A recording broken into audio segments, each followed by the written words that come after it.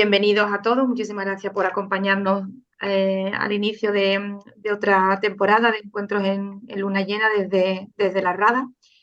Y vamos a empezar pues viajando un poquito por el sistema solar con Pedro León. Hola, Muchísimas gracias.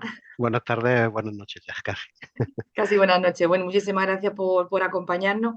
Pues nada, que nos conocimos el año pasado en las jornadas de Castellón y cuando me dijo que era cordobés, que era de la asociación, digo, tú te vienes en la tarde, sí o sí. Totalmente. No ha tenido escapatorias, ha sido literal. Bueno, pues mira, os presento. Pedro León es cordobés, escritor y divulgador de aeronáutica y ciencias espaciales. Voy a leer un poco tu currículum porque yo los nombres los desconozco un poco más. Gestiona la web Sondas Espaciales e Infosondas. Yo te veo que vas publicando cada cierto tiempo, ¿no? La cantidad Sí, de basura espacial conforme, digamos, la vida personal te deja un poquito de espacio, pues intento tener por lo menos actualizada. Antes actualizado. sí que teníamos bastante actualidad de todo lo que ocurría, pero hay que ir descartando cosas por falta de tiempo. Y actualmente lo que mantenemos sobre todo es el estado de la sonda Voyager, evidentemente, y de la basura espacial, que creo que es una de las cosas que ahora mismo más me preocupa. Y ahí mantenemos por lo menos la actualización de ese aspecto, de esos dos de... temas. Y en Infosonda, bueno, pues documentación de todo tipo de material y documentos, desde las misiones Apolo, transbordador espacial, satélites, sondas espaciales, todo. O sea, miles y miles de documentos Al día. En esa página podemos estar al día de todo lo que se al va día. Un lanzando. síndrome de Diógenes digital con revistas Press Kit, así, bueno, locura de friki total del espacio. Perfecto. Es Vamos. presidenta además de la asociación Astroinnova, ¿no? Ha sido coordinador del área de astronomía del Campus Party de Valencia y Ujú. miembro del equipo del proyecto Daedalus, dedicado al lanzamiento de globos sonda.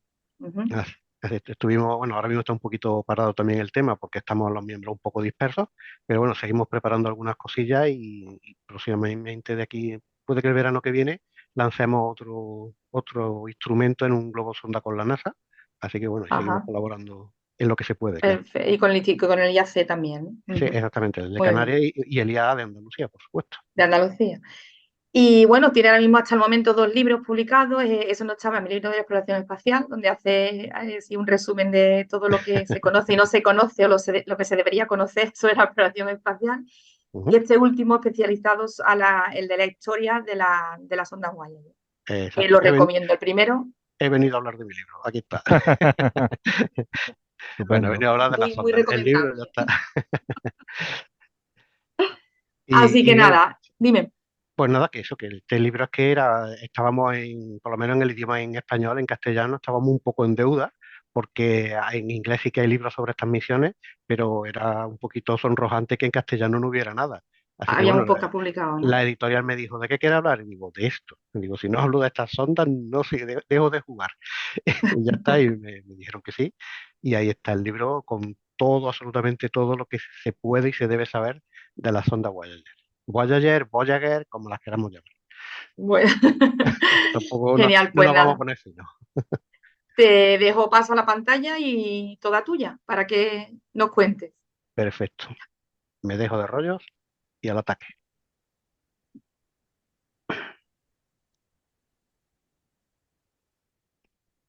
Vale. ¿Se ve ya? ¿Está compartida? Sí, sí, Sí, sí, perfectamente. perfecto. Ujú. Vale, pues muy bien.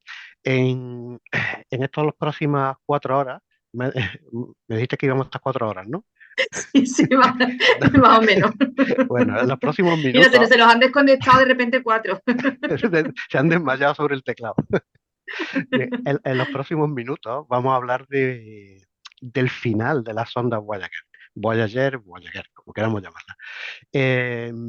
Voy a dar un pequeño repaso por encima, muy brevecito, sobre su origen, pero bueno, en principio lo que me interesaría hoy es que profundizáramos en lo que le queda de vida, porque como todos me imagino ya que sabemos, conocemos esta sonda y no me voy a insistir en contar otra vez su historia, pues en principio centrarnos un poquillo en saber, por curiosidad, cuánto le queda, si van a estar funcionando hasta la semana que viene o les quedan otros 40 o 50 años, ¿no? Entonces, lo primero que quiero que veamos es, bueno, un poquito los orígenes de esta sonda.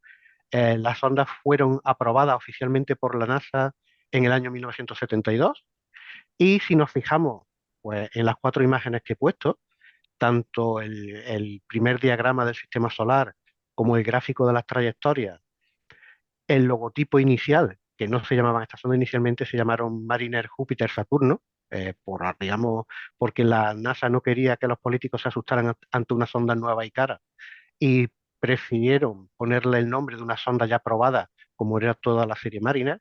Entonces, en principio, iban a ser la Mariner 11 y la Mariner 12, y le pusieron el nombre de Júpiter y Saturno, y finalmente ya en el año 77, unos meses antes de lanzarse, fue cuando ya a través de una encuesta interna dentro del JPL, se puso una pizarra, empezaron a poner nombres y el que salió con más votos fueron las sondas Voyager, con lo cual ese es el nombre que las conocemos desde entonces. Pero fijaros en un detalle, las sondas inicialmente solo aparecen ahí Júpiter y Saturno, y era porque, por lo mismo, nadie se quería arriesgar a mandar una misión más allá, porque de hecho ya era un gran riesgo ir hasta Júpiter y Saturno.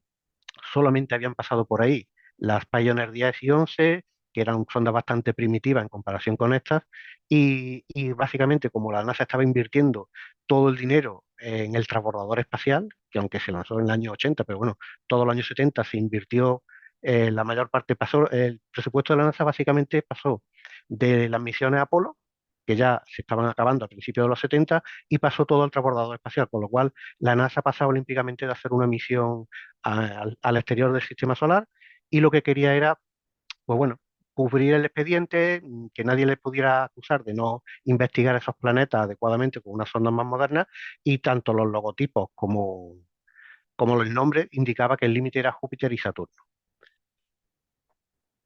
¿Qué ocurrió? Empezó en el año 72 la construcción, tenía muy poco límite, el plazo máximo para lanzar la sonda era al final del año 77, porque era la única oportunidad de aprovechar la asistencia gravitatoria para ir de un planeta a otro. La idea era ir a Júpiter, que la gravedad de Júpiter impulsara la sonda hacia Saturno, y si luego alguna sobrevivía, si la misión iba bien, pues que pudieran llegar más allá. Oficialmente, ya digo, ni había dinero, ni estaba preparado, ni las antenas desde la Tierra estaban preparadas para eso. Entonces, oficialmente la misión era para Júpiter y Saturno. Aquí tenemos las dos sondas en plena construcción, y este señor es el que le tenemos que agradecer cada día que estas sondas sigan funcionando después de más de 4 décadas. Este señor, John Cassani, fue ingeniero de la misión, y en los 2 últimos años de construcción, entre el 75 y el 77, fue el encargado de todo el proyecto. Fue el director del proyecto Voyager, y se encargó de por lo bajini, como comentábamos antes, dijo que a Júpiter y a Saturno, sujétame el cubata que vamos a ir más allá, y fue el encargado de que internamente las sondas, bueno, como vemos, son dos sondas no de casualidad, sino que se pensaba que una iba a fallar, que por lo menos otra pudiera llegar un poco más lejos. E internamente la mayoría de sus componentes, ordenadores, memoria, etcétera, también son redundantes. ¿Qué hizo este señor? Bueno, pues dijo, mira, en Saturno van a funcionar, pero ¿y si tenemos la suerte de que alguna funciona más allá? Vamos a desperdiciar y vamos a tener una sonda que llegue lejos, que llegue hasta Urano, pero que allí no tenga ninguna información. Digamos que sería un crimen. ¿Qué hizo? Bueno, pues por ejemplo en el sensor solar, el sensor encargado de mantener la sonda orientada con la antena hacia la Tierra, le puso un amplificador, porque el Sol ya iba a estar tan lejos que ese amplificador era el mismo que usaban las sondas que iban a Marte, con lo cual ya era un milagro que funcionara en Saturno, y más allá no funcionaba. Le puso un pequeño amplificador, y todo eso sin pedir presupuesto, sin modificar los planos originales, es decir, de Strange, entre los técnicos, digamos, más importantes de la misión, los ingenieros que se encargaban de dar el toque final a los instrumentos y a los sistemas. Bueno, pues se encargó de ponerle al sensor solar, a las cámaras, para que fueran las cámaras de fotografía programables para que tuvieran mayor tiempo de exposición, y así en ambientes más oscuros como Urano, Neptuno y sus lunas, pues pudieran funcionar. Si la exposición máxima iba a ser 2 segundos, pues imposible que hicieran fotos más allá de Urano. Y también, bueno, al instrumento de infrarrojos le metió circuitos nuevos por si en el futuro se inventaba algún sistema de comunicaciones en la cual los datos fueran comprimidos, y efectivamente, gracias a eso se pudieron mandar muchos datos. Es decir, no me enrollo más. Este señor fue el que preparó las sondas para el más allá de Saturno, y gracias a todo lo que se hizo y que él cambió por su cuenta, diciendo aquí sujétame el cubata que voy para allá, pues se saltó todos los planes y permisos de la NASA y por su cuenta pues preparó estas sondas para ir mucho más lejos. Y así es como terminaron. Las sondas, por supuesto, brevemente también, lo más grande y lo más destacable es su antena de 3,66 metros, no llega a 3,7 metros, y el tamaño que tiene es tan exacto de 3,66 porque era lo máximo que cabía dentro del cohete, o sea, dentro de la cofia que cubría a la sonda en la parte superior del cohete Titan 3, eh, la JPL pidió al fabricante del cohete que le mandara las dimensiones máximas internas de la cofia y esa es la medida. Era 3,7, dejaron un par de dedos de margen a cada lado y el diámetro es ese porque es lo máximo que cabía dentro del cohete. En la parte de la izquierda, donde pone MAG, ahí va el magnetómetro y un elemento muy importante que está en el lado izquierdo, donde tenemos ese cilindro alargado negro dividido en tres partes, que es el generador nuclear. Evidentemente, una sonda que va a Marte puede llevar paneles solares, puede llevar unos paneles para alimentarse eléctricamente y funcionar, pero en Júpiter y Saturno, y por supuesto más allá, eso no era posible. Incluso hoy día, con la tecnología que tenemos, mandamos a sondas como mucho hasta Júpiter. Por ejemplo, ya mismo está funcionando la sonda Juno allí dando vueltas alrededor de Júpiter y funciona con paneles solares, pero claro, tecnología del siglo XXI. En los años 70 eso era impensable y la sonda solo le queda, no tiene más remedio que alimentarse con energía nuclear. ¿Vale? Ahora veremos un poquito más con detalle.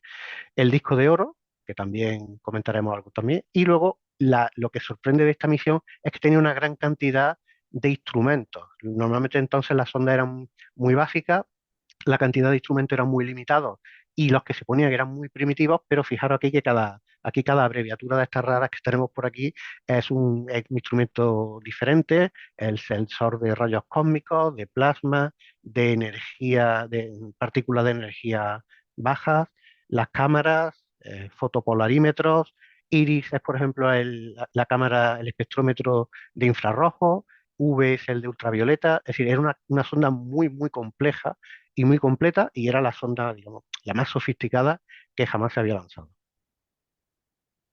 Aquí vemos un poco en comparación con un técnico para que veamos el tamaño que tenía sobre ese eje.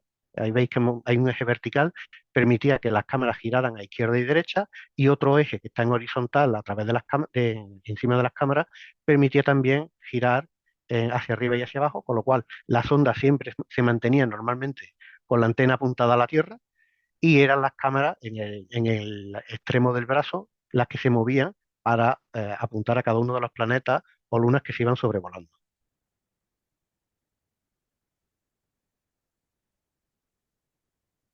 Vale, si arrancan, eh, he, he puesto en paralelo los dos vídeos. Estos son el momento del lanzamiento, no sé si se me escucha. A ver, es el momento del lanzamiento de las dos sondas. Sí, sí, se escucha bien. Vale, voy a parar un poquito así. Y solo para comentar que, bueno, que ambas sondas fueron lanzadas con poquitos días de diferencia. Primero la 2 porque iba a tomar un recorrido un poquito más largo, y luego la uno que iba a un recorrido más directo hacia los planetas. Y en el momento del despegue, en este momento del lanzamiento, ya estuvieron a punto de perderse las dos sondas. O sea, fue un auténtico, no voy a llamarlo milagro, pero bueno, fue casualidad que ambas sondas no quedaran ya perdidas en el primer día de vuelo. La sonda Voyager 2, que se lanzó primero, la que vemos aquí en la parte superior izquierda, no estaba preparada para, digamos, el meneo que le iba a dar el cohete. Cuando un cohete asciende, se va, como estamos viendo, se va inclinando, va tomando la curvatura que tiene la Tierra para llegar hasta la órbita, y ese movimiento de giro del cohete es mucho más rápido que el que luego la sonda de por sí va a experimentar en el espacio, con lo cual no estaban ni preparados sus sensores y sus giroscopios para ese giro y se saturó. O sea, la sonda estuvo el primer día prácticamente perdida en el espacio y la paciencia de los técnicos hizo que encontrara de nuevo la Tierra y se recuperara. Y en el 2 el problema fue más grave, en la sonda, perdón, en la sonda Voyager 1 que se lanzó después fue más grave porque el combustible no se mezcló adecuadamente en el cohete. Ese cohete que vemos ya ascendiendo iba, digamos, al 99,9% de su potencia teórica y se quedó más corto de lo estimado. Al final, la segunda etapa tuvo que hacer un encendido un poquito más largo de lo habitual, algo para lo que no estaba preparada, y cuando se apagó la segunda etapa y soltó la sonda, le quedaban dentro del tanque de combustible para 3 segundos de ignición. Es decir, si hubiera tardado 3 segundos más, no hubiera podido lanzar la sonda con la velocidad para llegar a Júpiter, con lo cual también se habría perdido. Así que bueno, fue casi un milagro que llegaran las dos y nada más salir. Bueno, en total, creo que entre ambas sondas llegan a los 150 incidentes graves a lo largo de su vida, que parece que son unas sondas que han estado ahí funcionando perfectamente siempre, pero la verdad es que entre parte de suerte y parte de la buena preparación tanto del equipo como de las máquinas, han conseguido que en la actualidad, bueno, sigan funcionando. Esta fue la trayectoria ya final, ¿vale? Ambas se lanzaron a finales de agosto y a principios de septiembre, sobrevolaron Júpiter en el año 79. Saturno, la Voyager 1 llegó en noviembre del 80 y la 2 en agosto del 81. Y al llegar a Saturno, la Voyager 1 tenía como objetivo estudiar Titán. Sabéis que Titán, bueno, es una luna muy interesante desde el punto de vista incluso astrobiológico, y se decidió pasar por ella. Pero claro, al pasar por ella, la trayectoria la iba a sacar del plano del sistema solar y automáticamente pues se perdió la oportunidad de seguir la visita. Gracias a que esa visita a Titán quedó bien, fue una visita en la cual se pudo analizar y se pudo estudiar toda la Luna con detalle, pues la sonda Voyager 2 tuvo luz verde para, para seguir hasta Urano en el 86 y a Neptuno en el 89. Vale, vamos ya prácticamente al presente. Vamos al presente. ¿Por qué son tan importantes estas sondas? Bueno, pues, como sabéis, son las dos únicas sondas, las dos únicas naves fabricadas por el ser humano que están funcionando fuera de la heliosfera. Es decir, hasta ahora todas las sondas que teníamos habían estudiado el sistema solar dentro de la gran burbuja que supone la heliosfera, que es, digamos, la zona de influencia del Sol, del viento solar y del plasma, y sin embargo estas sondas fueron capaces de atravesarlo y salir de nuestro sistema solar. La 1 lo hizo el 25 de agosto de 2012 a una distancia de 121 unidades astronómicas, es decir, 121 veces la distancia que hay entre la Tierra y el Sol, y la 2 lo hizo hace relativamente poco, en el 2018, en noviembre, que salió a unos 119 unidades astronómicas de nosotros. Como veis, no son la misma distancia porque la heliosfera no es completamente esférica y perfecta, y desde entonces tenemos que cada sonda a diario, cada día, recorre 1,5 millones de kilómetros. Ambas se mueven a unos 15, 16 kilómetros por segundo, multiplicado por los segundos que tenemos en un día, recorren 1,5 millones de kilómetros diariamente. Con lo cual, ese es su grandísimo valor, que no solo nos han descubierto cómo son todos los planetas del sistema solar exterior, nos han enseñado justo dónde acaba la heliosfera y cómo es el comportamiento, bueno, del plasma y de todas las partículas que hay en esa región, sino que ya lo han atravesado y ahora mismo están literalmente en el espacio interestelar, en aquella zona ya donde la influencia del Sol por la gravedad sigue estando, pero todo lo que sí siguen recogiendo sus sensores de rayos cósmicos, de plasma y campos magnéticos, bueno, pues es todo debido a, digamos, una amalgama de todas las estrellas que están en esta zona de nuestra galaxia. Así que son, digamos, son oro puro. Si ahora mismo lanzáramos una sonda hacia esa zona, tardaría pues unos 40 años en llegar hasta allí. De hecho, la New Horizon, que pasó por Plutón, le quedan todavía más de 20 años para salir del sistema solar, de la heliosfera, y con lo cual, bueno, pues no tenemos recambio pronto y será necesario, bueno, pues mimar estas dos sondas que puedan seguir arañando cada vatio y cada tornillo y cada circuito hasta que se acabe. Bien, parte importante. ¿Cuándo va a llegar el final de la sonda? Bueno, pues el final de la sonda, que puede llegar por cualquier componente que se estropee, en principio depende de lo que estamos aquí viendo, lo que comentaba antes, que es el RTG o el generador de radioisótopos. En su interior, ¿qué hay? Bueno, pues estos tres módulos, está formado por tres partes, son unas carcasas de aluminio y de berilio, y en su interior tienen bolas, tienen unas 24 esferas cada una, y esas esferas contienen óxido de óxido de plutonio 238, creo que es, y ese óxido de plutonio, como cualquier material radiactivo, emite calor, ¿vale? Y ese calor es el que se convierte posteriormente en la electricidad que hace funcionar la sonda. Aquí tenemos en la parte de la derecha, tenemos cómo es esa carcasa que acabamos de ver por fuera, tiene la fuente de calor del óxido de plutonio que comentaba, y aquí para conseguir que ese calor, porque el material radiactivo adquiere realmente unas temperaturas que pueden llegar en el interior de esas cápsulas a los 1000 °C, ese calor, digamos que se desplace hacia afuera y en la parte externa de la cápsula la temperatura ronda los 300 grados, o por lo menos rondaba los 300 grados al principio de la misión. ¿Cómo se convierte ese calor en electricidad? Bueno, pues existe unos componentes que estamos viendo aquí que se pone de silicio y germanio, ¿vale? Que se llaman termopares, y esos termopares se usan, bueno, en la industria, aquí en la Tierra se usan en muchas empresas, en muchos sistemas de conversión de electricidad, y consisten básicamente en, imaginar una placa de metal que en un extremo tiene una temperatura y en la otra parte tiene una temperatura mucho más baja. Y esa diferencia de temperatura, eso se llama el efecto Seebeck o algo así en física, lo que hace es que provoca una electricidad, y esa electricidad, si se redirige adecuadamente, pues se puede utilizar. Y en este caso, pues eh, la- toda la descomposición del plutonio de la sonda Voyager a través de estos termopares son capaces de generar electricidad. En la parte de la izquierda tenemos todas esas capsulitas que están rellenas. De hecho, se lanzan así para que en el caso de que durante el despegue hubiera habido una explosión, que al menos las esferas rellenas de plutonio hubieran resistido tanto a la explosión del cohete como a la caída al océano o a la Tierra, ¿vale? Entonces, por eso no se hace una cápsula grande, sino que se divide en cápsulas pequeñitas para que sean más resistentes a los lanzamientos. Con todo este plutonio, el poder de electricidad que genera la sonda en el momento del lanzamiento era de unos 450 vatios, que era muchísimo más alto de la energía que necesitaba la sonda para funcionar, pero como el material nuclear decae con el tiempo, pues tenían que tener en cuenta que no solo tenían que funcionar ahora, sino por lo menos 10 o 15 años a esperar a que acabara su misión.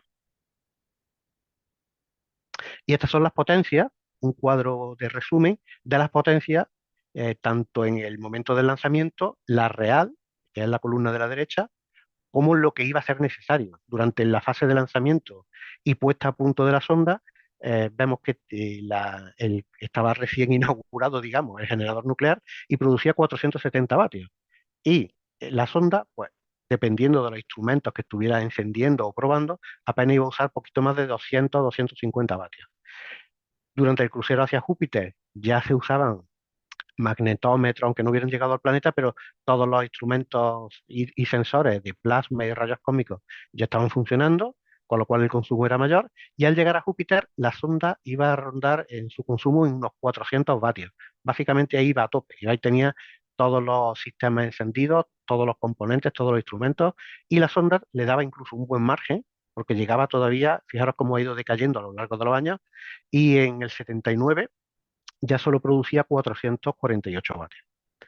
En Saturno, pues cayó bastante más, 429, y fijaros ya que tanto en Urano como en Neptuno, que ya hacía pues 9 años y 12 años de lanzamiento, la sonda iba a necesitar 365 vatios y ya casi que en Neptuno podemos decir que iba muy justita porque la potencia real de los generadores nucleares iba a llegar poco más de los 370 vatios. Así que básicamente calcularon muy bien para que conforme fuera decayendo el plutonio y produjera menos electricidad, pues que la sonda por lo menos lo que era la misión planetaria, que era lo más importante, tuviera energía de sobra. ¿Y qué vemos aquí? Otra tablita. En este caso, ya hemos superado la misión planetaria, ya la sonda ya está estudiado cada uno de los planetas. ¿Y qué ocurre ahora? Bueno, pues que la energía va a seguir decayendo, pero querían los científicos que la sonda empezara su misión interestelar, la fase de la misión que se llama BEAM, la misión interestelar de la Voyager, en la cual la sonda debe seguir funcionando. Problema, que no hay energía. Como vemos ya el límite de la energía se había alcanzado y a partir de ahora iba a haber menos energía de la que necesitaba la sonda para funcionar. ¿Qué se hace entonces? Hay que desconectar cosas. La vida de la sonda Voyager en los últimos 30 años es básicamente una misión de supervivencia, de una energía menguante, continuamente menguando, y hay que ir desconectando cosas. O apagas cosas o las cosas se van a apagar al azar. Con lo cual, durante 30 años se ha ido haciendo un listado de cosas desde las menos importantes a las más importantes y se han ido desconectando. Lo primero que observamos aquí fue que en el año 80 ya se había apagado un instrumento de la Voyager 1, simplemente porque falló. Ahí ayudó, él mismo se quitó de en medio, no hubo ni que meterlo en ningún listado. Y en el 89 y el 90 ahí vemos que se apagó la imagen, el ISS, que fueron las cámaras. Evidentemente, si las sondas Voyager ya no tenían que fotografiar ningún planeta, ni tenían que fotografiar ninguna luna, no tiene ningún sentido mantener unas cámaras encendidas que consumían una de las cámaras 16,8 vatios y la otra 18 vatios. ¿Qué hicieron? Desconectaron y de esa manera la sonda seguía teniendo más margen. Y así, año a año, el fotopolarímetro, el espectrómetro infrarrojo. Si os fijáis, por ejemplo, en la parte de abajo, el espectrómetro ultravioleta de la sonda Voyager 1 estuvo encendido hasta el año 2016 y era uno de los instrumentos que se usaba para estudiar los planetas. ¿Por qué se dejó encendido? Bueno, incluso el de la Voyager 2 hasta el 98, porque ese instrumento, tanto el infrarrojo como el ultravioleta, se siguió usando para estudiar nebulosas y galaxias, incluso cometas, que se acercaban al sistema solar. Con lo cual, bueno, pues se siguieron estrujando y mientras hubo posibilidad de mantenerlo encendido, se apagaron, ¿no? Entonces, entre otras cosas, bueno, la plataforma de escaneo que permitía mover las cámaras tenía un consumo enorme de casi 44 vatios y todo eso son cosas que se han ido apagando durante todos estos años. ¿Cómo funcionan las sondas hoy día? Las sondas Voyager se comunican a la increíblemente lenta velocidad de 160 bits por segundo. Es decir, al cabo de un segundo, si tú tienes un dato que, por ejemplo, ocupa 2 megas, pues te va a tardar cientos y cientos y cientos de segundos en descargarse, va muchísimo más lento que cualquier módem antiguo que tendríamos de la época de Terra y de principios de Telefónica. ¿Y por qué la velocidad es tan lenta? Bueno, pues simplemente porque la antena de la sonda no da para más, no podemos ampliarla. La potencia a la que emite la señal también está muy limitada, no se puede poner a máxima potencia durante mucho tiempo porque simplemente no hay energía.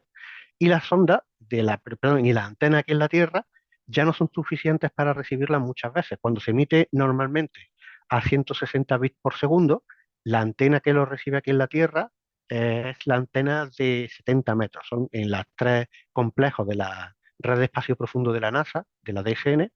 Cada una de ellas tiene una antena de 70 metros y esa, la antena gigante, es la que se encarga de recibir la señal. ¿Qué ocurre? Que dentro de la Voyager 1 el, el disco de almacenamiento de datos, la grabadora, sigue funcionando, sigue periódicamente guardando información de uno de los instrumentos y para emitir los datos sí que tiene que coger y emitir un poquito más rápido, a 1,4 kilobytes por segundo. Y entonces ya una antena no es suficiente, por eso si os fijáis en la parte de abajo, hasta otras cuatro antenas de 36 metros se tienen que unir a la principal y entre las cinco sí que son capaces de recibir los datos a un poco más de alta velocidad. Como curiosidad, la sonda Voyager, eh, para evitar el tema de mantenimiento y usar lo menos posible el envío de comandos y no alterarla mucho ni tener mucho personal pendiente de ella, funcionan en modo automático. Las sondas normalmente se les mandan unos comandos y esos comandos, digamos, que le van a permitir funcionar 6 meses, 7 meses, incluso un año, y todo es muy monótono y repetitivo. Todos los instrumentos, las 24 horas del día, están recogiendo datos, los pocos instrumentos que siguen encendidos, y los mandan directamente a la Tierra. No se almacenan en la sonda, no esperan sesiones de comunicación, sino que los mandan. Y aquí en la Tierra, cuando tenemos antenas disponibles, es decir, cuando una de las antenas de 70 metros está libre, la escucha. Normalmente suelen escucharse cada una de las sondas unas 4 o 5 horas al día. Y el resto del día los datos siguen llegando, pero no hay antenas para escucharlas, no hay recursos suficientes para escucharlos. En realidad, esos datos que se pierden son muy similares a los que cada día se reciben durante 5 o 6 horas, con lo cual a los científicos no les importa mucho, porque bueno, aunque recorren 1,5 millones de kilómetros, en esas regiones del espacio parece que durante cientos de millones de kilómetros es todo muy parecido, es un ambiente muy similar y no afecta a la calidad de los datos. Entonces, simplemente con que cada día recibamos 5 o 6 horas de datos, son capaces, digamos, de recomponer los huecos o todo lo que falta entre medias y son más que suficientes para seguir sacando toda la información de cada uno de los instrumentos que están en marcha. Si os fijáis, en medio he puesto una pequeña captura de pantalla de los documentos que pone la NASA públicamente en su página de estado de la sonda. Y ahí vemos cómo hay un momento en que pone 10:15, Bay 1, Heater Off. Ahí lo que hace es que desconecta la energía necesaria para poner en marcha la cinta que contiene los datos.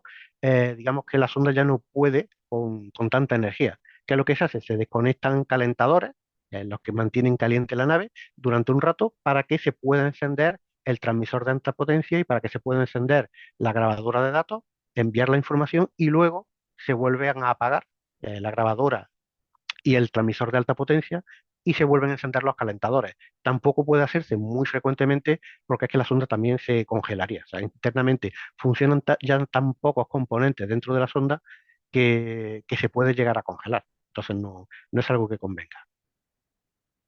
Como curiosidad también aquí he puesto, esta es la grabadora. Tengamos en cuenta lo mismo, en los años 70 no existían discos duros, no existían grabadoras de ningún otro tipo, si no fueran esto que es similar a una, no voy a decir una cinta de cassette, pero casi, eran cintas de 8 pistas, como la que podía ver a lo mejor en los estudios de grabación o en las emisoras de radio, y cada una de las cintas creo que tiene la cinta una longitud total de unos 300 metros, y cada una de las 8 pistas se grababa de forma independiente, primero en la primera, en la segunda, etcétera. Y en cada cinta, en cada recorrido de cada pista, cabían unas 12 fotografías. Es decir, en total, la capacidad de almacenamiento de la memoria del disco de la sonda eran unas 100 fotografías y si lo pasáramos a mega eran unos 60 megas.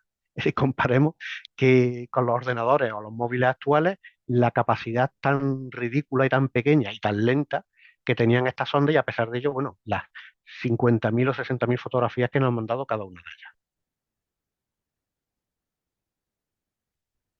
¿Vale? Aparte de las comunicaciones en directo 24 horas al día y en las cuales de vez en cuando conectamos con esa sonda para recibir la información, la sonda requiere un cierto mantenimiento que también está automatizado. En este caso he puesto un esquema en el cual se ve cómo se vuelven a calibrar periódicamente, cada 4 o 5 meses, el magnetómetro. Tengamos en cuenta que si tú pones un magnetómetro en una sonda, no solo va a conocer cuál es el campo magnético de las regiones que atraviesa, sino que todos los componentes de la sonda producen campos magnéticos.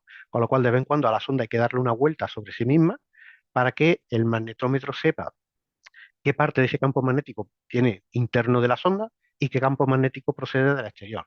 Y esas maniobras se hacen, pues literalmente, cogen la sonda, ahí está la secuencia que empezó, en ese caso a las 7:17, el cual se apaga un calentador, se encienden los giroscopios para hacer la voltereta y la sonda empieza a tomar datos con el magnetómetro mientras da una vuelta. Cuando termina de dar la vuelta, se desconecta el magnetómetro, se desconectan los giroscopios y se encienden los calentadores para que la sonda no quede congelada. Como curiosidad decir que estos calentadores están muy cerca de los depósitos y de los conductos de la hidracina, que es por donde corre el combustible que usa la sonda para orientarse y girar. ¿Qué ocurre? Que la temperatura ahora mismo en esos conductos es de unos 4 grados, 4 grados centígrados sobre cero. Si llega a 2 grados, se congela. Entonces, unas tuberías con un líquido congelado reventarían y la sonda, digamos, que quedaría ya incomunicada para siempre. Durante este giro, la temperatura baja desde 4 grados hasta 3 grados. Si durara un poquito más, llegaría a congelarse. Problema, que en cualquiera de las maniobras que se realizan con el giro para calibrar el magnetómetro, es probable que las perdamos. Digamos que es la maniobra más arriesgada que se produce cada 4 o 5 meses y es necesaria porque si no el magnetómetro no serviría para nada, pero ponemos muy, muy, muy en riesgo la salud de la sonda por congelación del combustible que contiene. Gráfico, aquí no voy, no voy a profundizar mucho, no os asustéis con el gráfico. Este es simplemente un esquema del estado actual de la sonda, en este caso la Voyager 1, y en rojo están aquellos componentes que ya han fallado, que sí, que ya hemos perdido, y en naranja los que están ahí a puntito de fallar. No sé si se llegarán a leer bien con detalle. En este caso, en el lado izquierdo, tiene fallo en alguno de los ordenadores de vuelo. En la parte central de esa parte naranja son los componentes, parte del ordenador, el seguidor de estrellas y uno de los giroscopios, es decir, toda aquella parte que se dedica a girar la sonda y en la parte de abajo, el apartado de ese naranjita que se ve es uno de los transmisores. Cada sonda tiene, como decía antes, muchos componentes redundantes y en este caso vemos que uno de los transmisores está fallando. Por suerte, bueno, tendríamos también disponible el segundo. ¿Qué es lo más peligroso de la sonda Voyager 1? Es decir, ¿qué es lo que puede fallar o lo que más probable que falle en algún momento determinado? Bueno, pues el distribuidor de energía, que lo vemos también aquí en la parte de la derecha, también de color naranja, eso es uno de los componentes que están más degradados. Un componente, imaginaros si una lavadora se nos rompe a los 5 o 6 años, o un frigorífico, o imaginaros una sonda a 150, 160 grados bajo cero, perdida en el sistema solar, y con ninguna posibilidad de recuperar o de arreglarla, pues tiene muchísimos de esos componentes degradados y el distribuidor eléctrico es uno de los que está dañado. Eso, el transmisor y el ordenador de vuelo son tres componentes que aunque tienen recambio, pero uno de ellos ya no está fallando. Y para la sonda 2 tampoco hay mucha diferencia. En este caso hay algunos apartados un poquito más críticos. El ordenador de vuelo, que está en la parte naranja a la izquierda, también está fallando. En la parte central, los sistemas encargados de orientar la sonda también están fallando. Pero lo más delicado ahora mismo es el receptor de radio. Prácticamente desde el inicio de la misión, el receptor principal de radio de la sonda falló y se está usando el de reserva.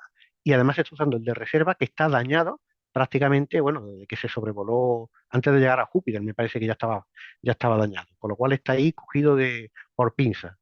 ¿Qué ocurre? Que tanto esta sonda como la sonda Voyager 1 llevan un pequeño programa, digamos, un sistema de protección de fallos para que en el caso de que se incomuniquen, imaginaros que los receptores o los transmisores de las ondas fallan, con lo cual si falla el transmisor la podemos dar por perdida porque no va a mandar nada, pero si falla el receptor no va a poder recibir ninguna orden que se le envíe desde la Tierra.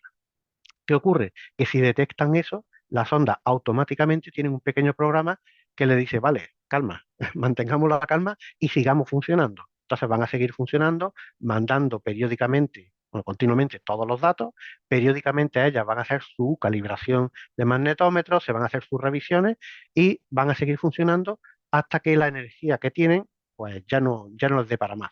Así que bueno, en principio, lo más probable es que fallen las Voyager 2 puede ser el, el transmisor de radio, pero está preparada para esa incidencia. Estos son dos pequeños gráficos que publico cada mes en redes sociales, tanto en la página de Sondas Espaciales como en Twitter, en Facebook y en cualquier red social por la que me veáis, y cada mes lo voy actualizando. Sirve para ver de un vistazo, pues, cómo van, ¿no? Un estatus de la sonda. Actualmente le quedan unos 227 vatios de potencia, que para cuando acabe el año yo creo que andarán ya en los 225. Llevan más de 46 años funcionando. La Voyager 1 se encuentra ya a 24.000 millones de kilómetros y la 2 se encuentra a 20.000 millones. Sus velocidades, el tiempo de llegada de la señal. Fijaros una cosa curiosa, y es que la sonda Voyager 1 está a una distancia de 22 horas y 29 minutos luz. Es decir, que si nosotros ahora mismo le enviamos un comando, la sonda prácticamente hasta mañana, hasta dentro de casi 24 horas, no lo va a recibir.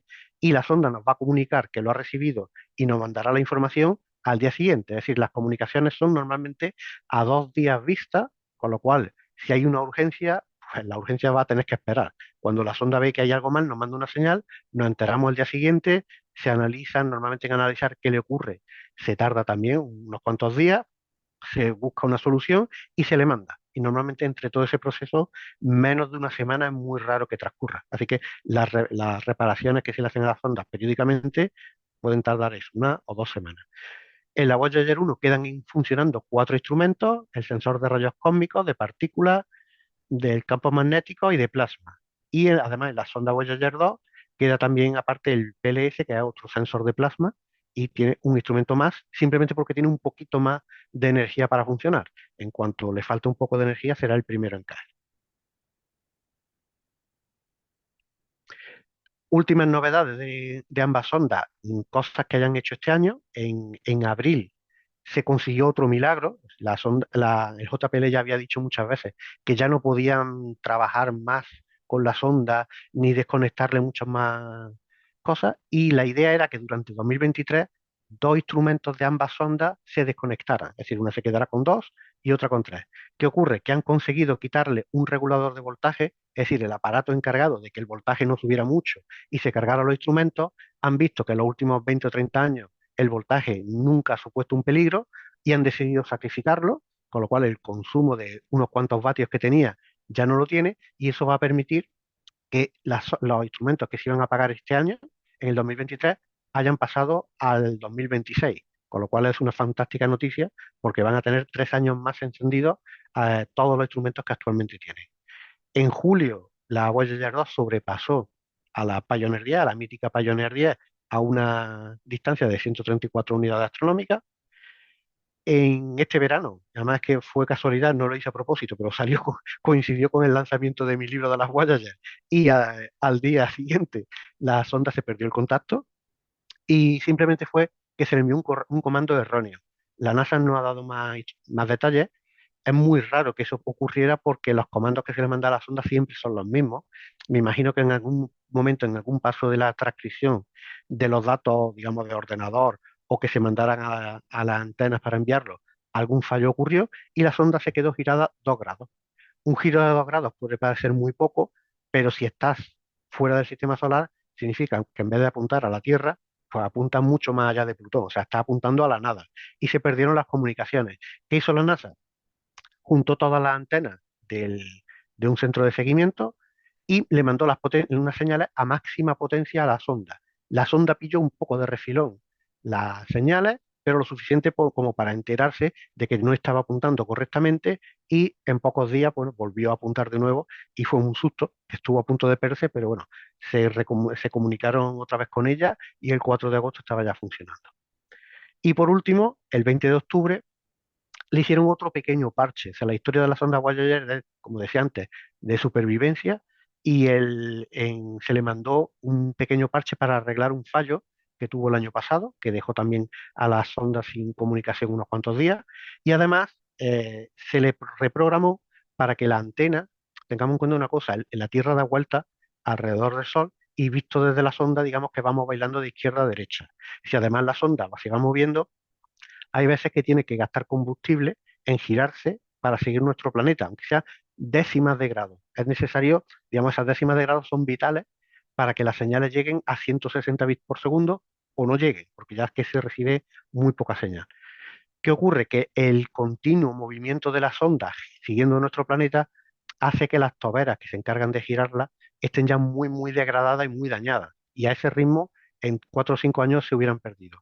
¿Qué es lo que se ha hecho? Bueno, pues como se ha visto con el fallo que hubo en abril, que mandando los datos a más potencia, la sonda los recibe y nosotros también somos capaces de recibirlos, pues se le ha dicho, oye, no pasa nada. Si te pierdes un gradito, eh, es posible perderlo. Y de esa manera, en vez de encender las toberas 3 o 4 veces al cabo del año, por lo mejor solamente la enciende una. Y ese único encendido le va a permitir funcionar un año más, y eso alarga la vida de las toberas completamente degradadas. Como vemos, estamos ya con una sonda geriátrica, con una sonda que está completamente eh, hecha polvo, y ya hay que intentar que hasta el último vatio o el último décima de grado que se pueda mover, pues aprovecharlo al máximo antes de que nos tengamos que despedir de ella.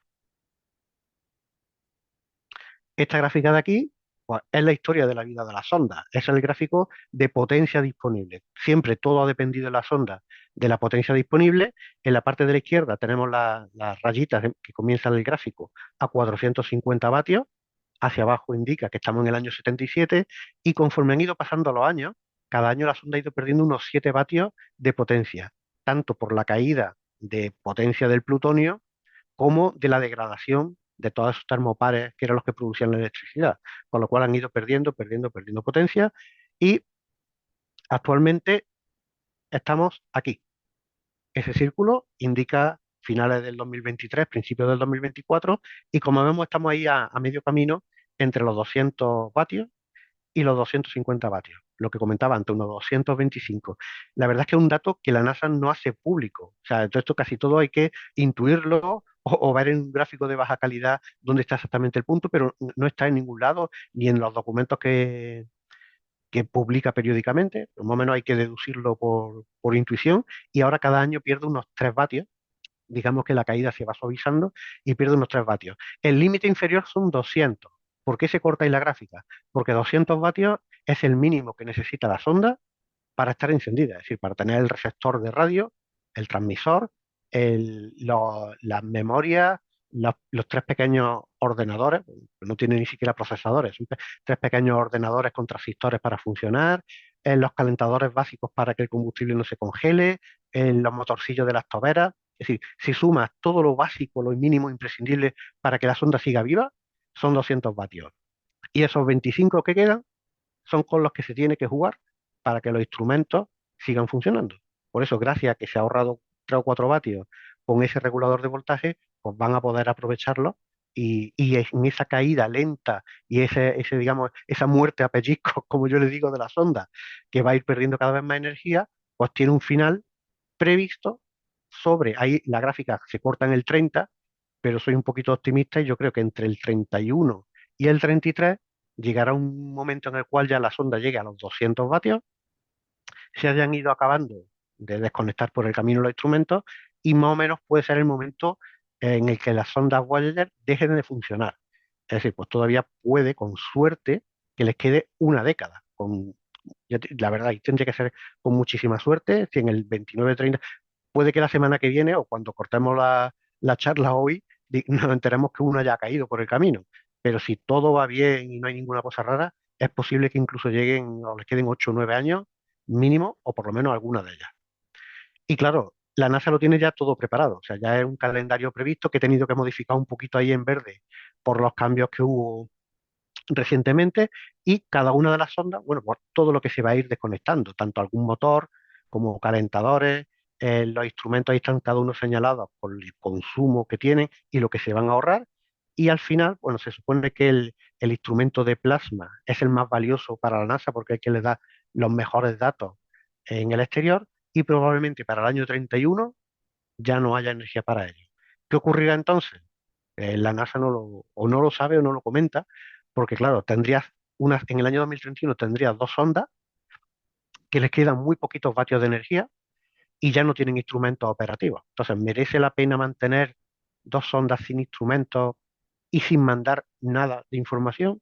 Porque claro, ya del exterior mandarían datos propios, de su propia temperatura interna, de su propio voltaje, pero ya ningún dato de lo que le rodea. Con lo cual, bueno, pues no sabemos todavía qué tiene pensado para la NASA para estas 2 sondas, sino simplemente, bueno, como homenaje, intentar mantener contactos periódicos cada 6 meses, a ver si se comunican o no, o no sé, que alguno de los técnicos haya descubierto una forma de que funcionen en vez de con 200 vatios con 180. Es decir, es un misterio. Lo que sabemos a día de hoy es que para el 31 probablemente no haya instrumentos, y si la sonda lo permite, pues algo de funcionamiento tendrá hasta el año 2032 o 2033. ¿Qué ocurrirá después? La sonda ya ha perdido su función, ¿no? Como conocéis, también están los discos de oro, el famoso disco de oro de la sonda, que son discos de cobre. El oro solamente es el baño exterior que tiene, y que llevan dentro un mensaje para civilizaciones extraterrestres, o para nosotros en el futuro, cuando tengamos tecnología y la Starship no explote al lanzarla y sea capaz de llevarnos de viaje por el sistema solar. Bueno, pues entonces seremos capaces a lo mejor en el futuro, en un siglo, 2 siglos, 3 siglos, de mandar humanos u otras naves que las pillen, que las lleguen hasta allá y seamos capaces de recogerlas, o simplemente, bueno, tengamos en cuenta que estos serán monumentos. Hoy ya tenemos los monumentos históricos, que son catedrales. Bueno, pues estas sondas se convertirán en auténticos patrimonio de la humanidad, y me imagino que habrá que respetarlas también un poquito. Dentro, bueno, no voy a enrollarme tampoco mucho, se sale un poco del tema, va la cubierta con una serie de instrucciones para la hipotética civilización que la encuentre y sepa cómo usarlo, cómo escuchar o cómo ver lo que contiene dentro, que ya de hecho si la encuentra, se supone que si la encuentran, son lo suficientemente inteligentes como para poder descifrar este críptico mensaje que Carl Sagan y sus amigos diseñaron, pero bueno, eso sería también para debate. Y dentro, bueno, también sabéis, contiene fotografías de seres humanos, de todas las formas, tamaños y colores, la naturaleza, costumbres, un señor poniéndose las botas con el pescado y también tiene, bueno, audios, no sé si se oirá.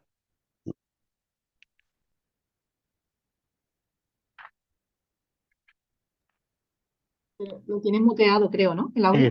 Sí, sí, el audio aquí. Ahí está.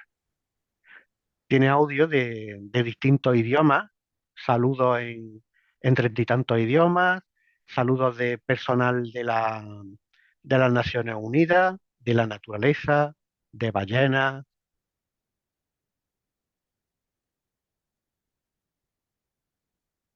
¿vale? Muy bonito. Ruido de lluvia, de tormentas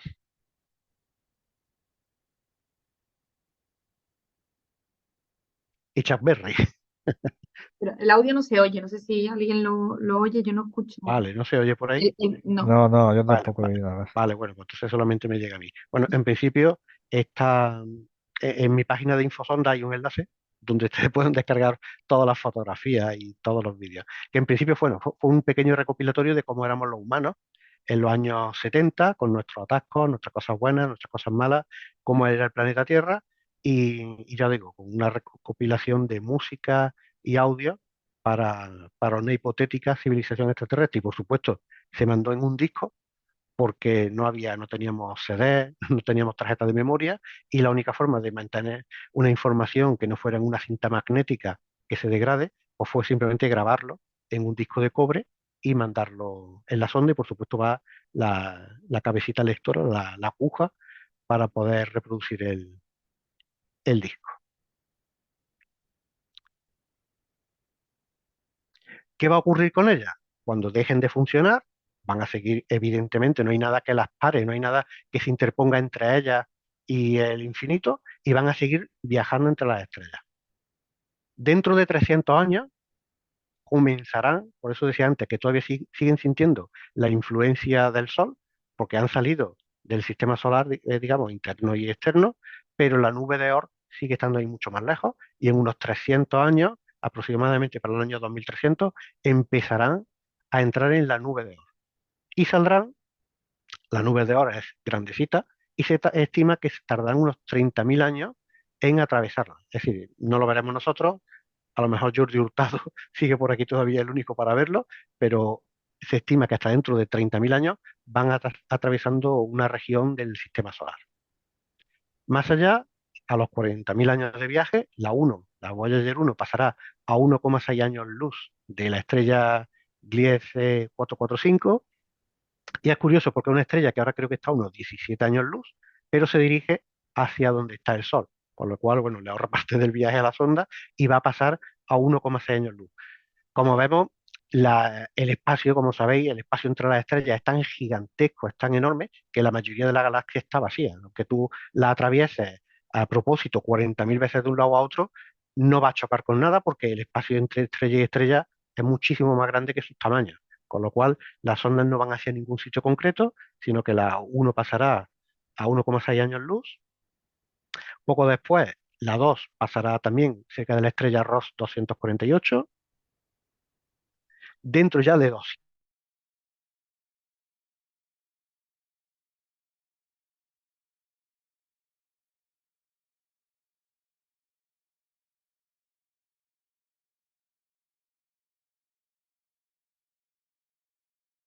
a los 295.000 años, mes arriba, mes abajo, pasará por fin cerca de una estrella medianamente conocida, la estrella Sirio, y pasará a 4,3 años luz. Es decir, va a pasar bastante lejos. Llamarlo esto un sobrevuelo, un acercamiento, es tener mucha fe.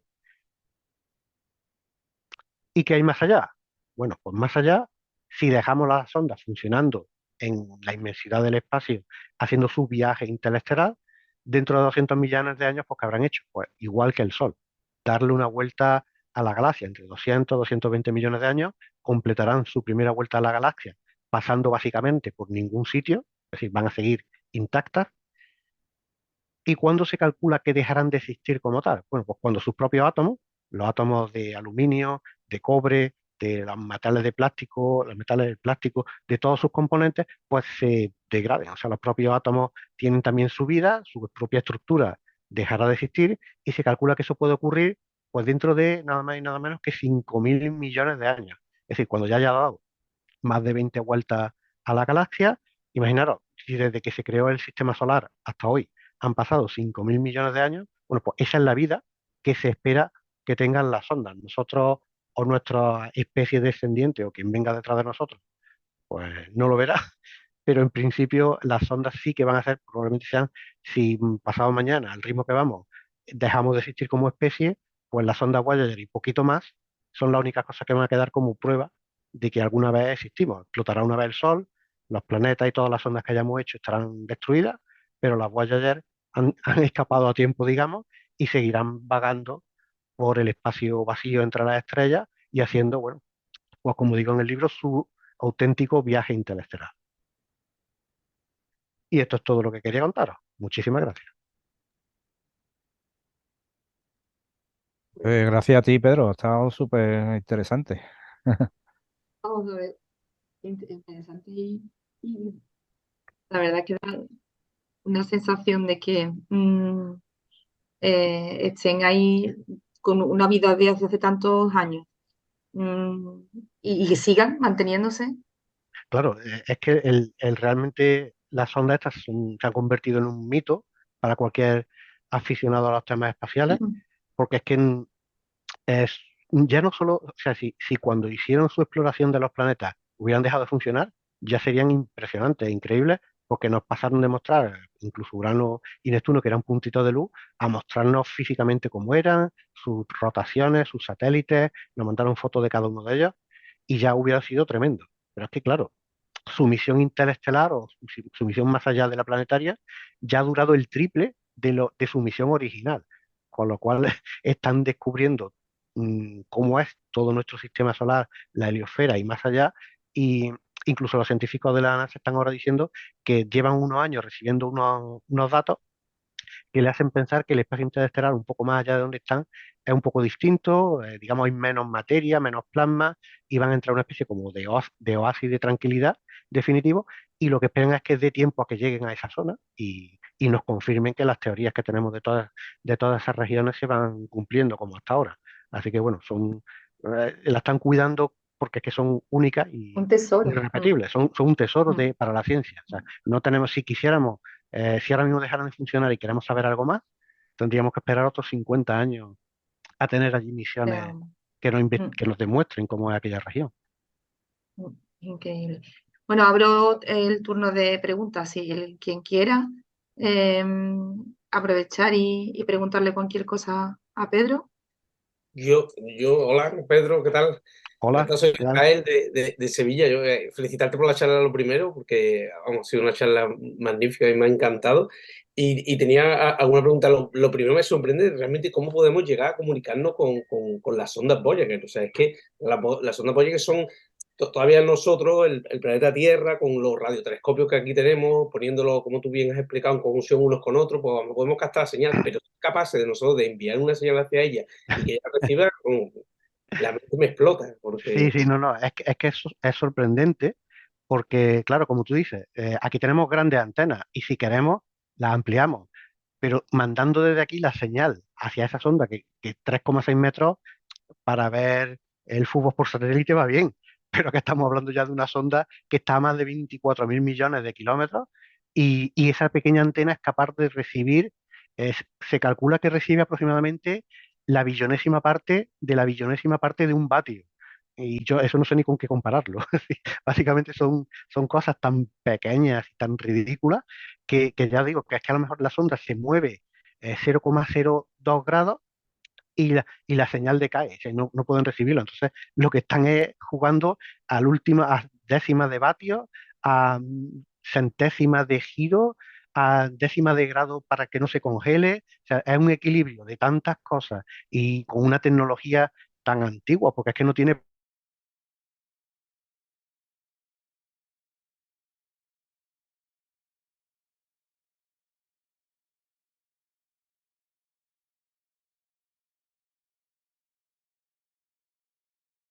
respecto a la radiación galáctica, o sea, una vez que ha salido la sonda de la heliopausa, lo que hace es que ya no recibe la protección del Sol ¿no? Ajá. Del campo magnético solar ante las radiaciones galácticas que puede recibir, pero tenemos noticias de si la radiación que ha recibido es superior o inferior. Parece que en realidad las sondas están muriendo por el propio deterioro propio de la sonda, pero no porque haya algo en el exterior que esté atacándola más de lo esperado, ¿no? Claro, sí, de todo su viaje, digamos que lo más duro para la electrónica fue sobrevolar Júpiter. Júpiter es un planeta gigantesco que emite muchísima radiación y el sobrevuelo, bueno, como pasaron las Pioneer antes, se frieron varios de sus componentes y ya sabíamos más o menos entre circuitos que le pidieron al ejército que tenía circuitos mejores preparados para la radiación y un poquito de protección que le pusieron con escudos y colocando los instrumentos, digamos, en la parte más alejada que iban a pasar del planeta, han sobrevivido. Lo que hay fuera es realmente débil. O sea, yo ya te tengo que reconocer que la física de plasma y de partículas me desborda completamente, pero sí que es verdad, no sé si tendré por aquí algún gráfico, a ver si lo encontrara, en el cual, a ver, por aquí tengo que tener, en el cual se ve que mientras estaban dentro de la heliopausa, dentro del sistema solar, sintiendo, bueno, pues el viento solar, el campo magnético del Sol, eh, todo, los sensores, digamos que recibían por la parte trasera, recibían toda la, digamos, el bombardeo de partículas, etcétera, y eran bastante constantes cuando había a lo mejor una tormenta solar que llegaba aquí a la Tierra, bueno, pues sabían que a lo mejor que en 4 o 5 días iban a cazar a las sondas y se veían los grafiquitos variando, pero claro, fue salir de la heliopausa y cayeron en picado porque digamos que la influencia del Sol es cientos de veces más potente que la nada que están encontrando ahí fuera. Y aunque ahí fuera sí hay ciertos campos magnéticos y cierta cantidad de plasma y radiación, es muchísimo más pequeña que la que nuestro Sol, aunque estuviéramos tremendamente lejos, nos proporcionaba. Es decir, digamos que salir de la heliopausa casi que ha sido relajarse los sensores porque reciben mucha menos radiación. A lo mejor impactos de rayos cósmicos sí que pueden recibir más. De hecho, un par de veces se han perdido las comunicaciones con las sondas durante varios días y en un par de ocasiones no se ha sabido cuál ha sido la causa y se piensa que ha sido por los impactos de un rayo cósmico en algún circuito que la deja un poquito ahí a tarumba hasta que se ha dado cuenta. Y entonces, en principio, lo más peligroso es eso, rayos cósmicos, porque lo que está encontrando la NASA es que a partir de ahora, eh, cada vez menos, los sensores miden menos, se están asegurando de que no sean problemas de los sensores, que se estén degradando, que también hay sensores que estaban preparados para funcionar hasta en experimentos de laboratorio hasta 30 grados bajo cero y algunos llevan 2 décadas funcionando a 70, 80 grados bajo cero. Y no se sabe si están funcionando a menos temperatura porque los sensores de temperatura no miden por debajo de esa temperatura porque jamás pensaban que le iban a conseguir. Así que puede que haya instrumentos que están funcionando a 150 grados bajo cero. Y piensan que no son fallos de los sensores, sino simplemente que la gráfica de, lo que se está midiendo realmente cada vez está todo como más en plan un oasis de tranquilidad y las ondas en principio no están en peligro por radiaciones externas, sino propiamente por su edad, ¿no? Que a todos nos llega la edad. Estoy buscando a ver si encuentro aquí el gráfico. Esos ataques. Vamos a ver, aquí está. Un momentito.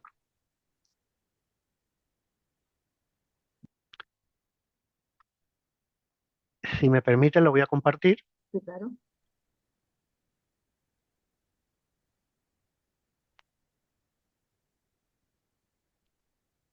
Vale, por ahí está. ¿Lo veis ya? Sí, sí. ¿Vale? Es el gráfico de la sonda Voyager 2. En el 2018, finales del 2018, se supone que a esa altura donde indican las rayitas, bueno, pues las partículas del Sol, que es la parte de abajo de la gráfica, estaba recibiendo una cierta cantidad y sobre el 25 partículas por segundo, y fue de pronto, digamos, hubo un escalón hacia abajo y cae en picado. Es decir, dejó de recibir partículas procedentes del Sol, lo cual fue un indicativo de que había pasado algo, que se había salido. Y casi en ese momento las partículas de rayos cósmicos, que es la gráfica de la parte de arriba, los últimos años ya había estado aumentando, pero ahí también tuvo un subidón de hacia arriba y cada vez recibía más impactos de partículas de rayos cósmicos al no estar ya protegida por el Sol. Y bueno, la gráfica más o menos hay por ahí alguna más reciente y se ha mantenido eso en torno a unos 2 rayos cósmicos por segundo, mientras no sean muy potentes, porque también varía su potencia. Bueno, pues mientras no sean muy potentes, no suponen ningún problema, pero bueno, cualquier día por lo mismo, nos podemos levantar que se han quedado fritas al recibir algún impacto más potente. Impresionante. Y mi última pregunta es sobre qué aprendizaje para el futuro ha podido sacar de aquí la NASA, porque, o sea, para mí es que es sorprendente que 40 años después siga funcionando la sonda y todo el trabajo tecnológico que hayan tenido que desarrollar para, para eso, para mantenerlas vivas, ¿no? Claro, Para poder sacar, traer. Entonces, o sea, está claro que todo parte desde el principio, muy bien nos ha explicado, de que ha sido un diseño súper inteligente arriesgado por parte ¿no? de responsables de la sonda, de decir, bueno, aunque no esté aquí escrito, yo voy a poner esto por si las moscas, que siempre poner de más a lo mejor no es muy inteligente por si puede fallar, claro. pero en este caso ha demostrado todo lo contrario, que hoy en día podamos seguir disfrutando de esta sonda prácticamente debido a su labor, como tú muy bien nos has explicado. Pero la NASA o la comunidad científica, no sé si tienes alguna información sobre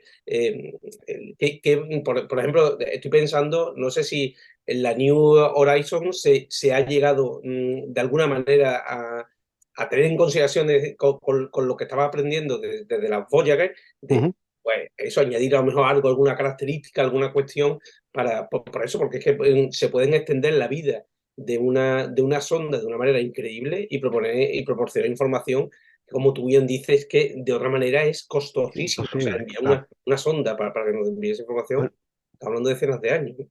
sí, bueno, pues si te digo la verdad, mi impresión es que la NASA, aunque pueda parecer sorprendente, no aprendió nada de las sondas Voyager. Es decir, el problema es que como la tecnología avanza tanto, si tú una sonda que construyes y te tiras luego 20 años sin construir algo parecido, cuando te pones a construirla, no tiras de tecnología de 20 años atrás. Entonces, por ejemplo, cuando la NASA empezó a construir la sonda Galileo, pues prácticamente habían pasado más de 15 años desde que empezó a construir la sonda Voyager. Había otra tecnología, no se podían mandar ya 2 sondas, ya son tan carísimas con las nuevas tecnologías que traen, que solamente se hizo una. Sí es verdad que se implementaron, digamos, los mismos sistemas que ya se fueron estandarizados. Pones tus cámaras, una con más zoom, otra con menos zoom, pones un sensor de infrarrojos, perdón, un espectrómetro de infrarrojos, de ultravioleta. Es decir, el esquema de instrumentos que llegó la sonda, hasta entonces, las Voyager, hasta entonces nunca se había hecho y fue tan completo, o sea, que abarcaba todos los rangos de potencia del espectro, lo abarcaba todo, que ya se ha quedado como un estándar. Digamos que una sonda que no lleva todo eso, digamos que ya ni se considera. Con lo cual, sí se aprendió de que era imprescindible dotarla de una gran cantidad de instrumentos, pero claro, la tecnología y la forma de trabajar y de diseñar no se aprovechó para nada. Como dije antes, desde que se lanzaron las Voyager, la NASA estuvo más de 12 años sin lanzar ninguna otra sonda al espacio. Es decir, tenía construidas las Viking, la posaron en Marte, tenía ya construida otra sonda, unas Pioneer Venus, que iban hacia dicho planeta, pero no hubo una continuación de hacer una especie de Voyager 3 o Voyager 4, o usar porque ya nos metíamos a finales de los años 80 y ya toda esa tecnología no existía. De hecho, cuando se hizo la transición de la misión planetaria a la interestelar, el equipo de la misión pasó de 400 personas a unas 100 y esas personas, la mayoría, su único objetivo era pasar de los antiguos ordenadores de cintas magnéticas gigantes escritos en lenguaje muy antiguo, actualizarlo a ordenadores de sobremesa, bueno, a lo que había entonces en los años 80 y de actualizar la misión para que pudiera seguirse usando, digamos, hasta la actualidad. Es decir, no hubo una especie de aprendizaje de, mira, hemos hecho una sonda maravillosa, sigamos haciéndolo así. No, cada misión ha partido casi de cero. Ciertas enseñanzas sí que se habrán podido sacar, me imagino, internamente en la forma de trabajar o de gestionar el dinero, pero la verdad es una pena que no hayan tenido una especie de continuidad de decir, venga, pues cada 5 años vamos a mandar una Voyager nueva y que salga del sistema solar.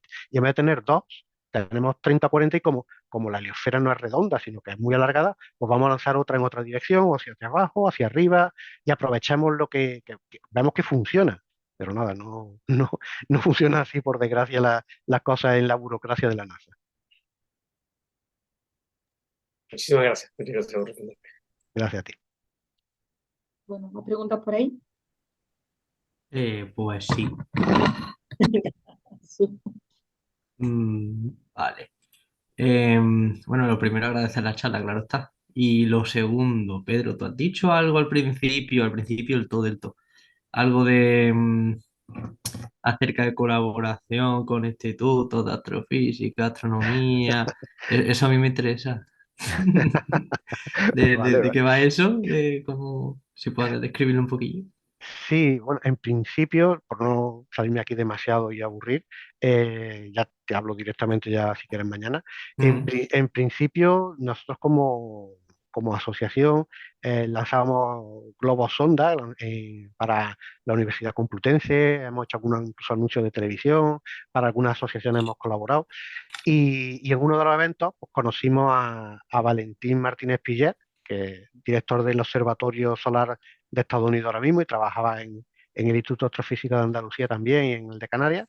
Y nos conoció en una de las campus party, lo invitamos a dar una charla, nos conoció y dijo, oye, ¿por qué no colaboráis que vamos a lanzar desde Kiruna, en Suecia, un mm. globo sonda de la NASA? Y entonces pues, empezamos ya a colaborar y lanzamos hace ya unos años en la misión Sunrise de la NASA, una cámara con instrumentos para medir y fotografiar todo el vuelo en vídeo.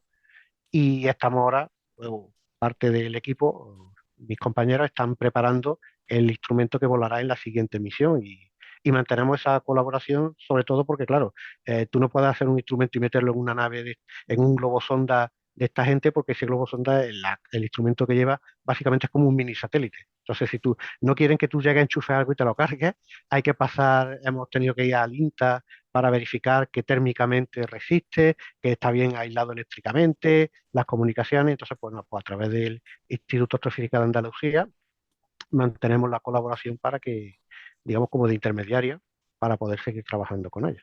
Así que bueno, los detalles si quieres, bueno, te los doy Sí, la verdad es que sí. sin problema. A ver, Te pongo en gracias. contacto con las personas que están en ello. Pues mira, estaría guay. Gracias. A ti, Jesús. ¿Uno más? Y lo más increíble además de todo esto, como también es que la intención no era que durara. O sea, quiero decir, que la intención de las Voyager era que llegaran hasta Saturno. Pero a los directivos fue lo que dijeron, vamos a intentar que esto aguante más de la cuenta, a ver si al final podemos llegar donde queremos. O sea, que se hizo como a la escondida, ¿no? A las escondidas de, estamos haciendo algo porque no se dan cuenta de que lo hacemos. Claro, es que es una cosa muy peculiar de la misión porque las misiones no se hacen así. O sea, tú preparas una nave para ir a un sitio concreto, con un presupuesto concreto y haces la misión. Pero claro, también que esa le pilló también una etapa intermedia de la NASA en la Pero cual no estaba todo tan digitalizado, ni tan informatizado, ni tan formal. Entonces las zonas, digamos, que se construían de forma muy casera en el JPL y eran como un poco independientes, ya que no pertenecían directamente a la NASA, sino que tenían acuerdos. Pues ellos internamente decían, bueno, pues, si tenemos unos cuantos miles de dólares, vamos a comprar unos sensores, los vamos a montar por nuestra cuenta, algo hoy día completamente impensable, y vamos a ir a soldarlos sin que nadie se entere en no se horas den cuenta. de extranjis, y ya te digo, y gracias a eso siguen funcionando, por lo menos en los planetas, ¿no? Que casi todo era. De hecho, el sensor, las ondas funcionan hoy día porque el amplificador que puso Casani, soldado por él físicamente, en el sensor solar, todavía capta el sol. La sonda, si no detecta el sol, no sabe dónde está la Tierra. Y entonces se hubiera perdido. O sea, llegan a Saturno, lo sobrevuelan y se pierde. Y puedes tener una sonda perfectamente operativa, pero el pequeño detalle de que no encuentra el sol, la has perdido para siempre. Y bueno, y el hombre pensó los puntos débiles, consiguió materiales baratos y los instaló por su cuenta a dos personas de confianza, no se comunicó a nadie y ahí dijeron sí. Y la NASA, de hecho, hasta que no se lanzaron las sondas en el press kit de lanzamiento, ahí por fin aparece por primera vez que en el caso de que una de las sondas llegue a Titán y lo examine y funcione, daremos permiso para continuar el viaje, tal vez a Urano, y tal vez más allá. O sea, ya ni nombraban Neptuno, porque tampoco las administraciones de Estados Unidos en aquella época no querían decir, no hemos gastado una millonada en una sonda, vamos a decir que va a Neptuno y ahora se pierde en Saturno. queda como un fracaso. Entonces no, también era un poquito cobardito en ese momento y dijeron, venga, vamos a Saturno y pasito a pasito. Pero por supuesto sin dar dinero. O sea, una vez que pasaron Saturno, redujeron a la mitad el personal y el presupuesto y al llegar a Neptuno casi lo dejaron casi cancelado. Y Cuatro Locos y Carl Sagan por ahí también dando por saco, mantuvieron viva la misión. O sea que no es poco. Bueno, pues nada, ¿alguien más quiere comentar algo? Bueno, Silencio interestelar. con todas las comunicaciones han ido apagando. Pongo otra antena aquí, más grande. Bueno, pues muchísimas gracias, ha sido totalmente un placer, me ha encantado también. Muchísimas Y gracias a que vosotros. nos has tenido todos aquí pendientes de todo lo que decía. Bueno,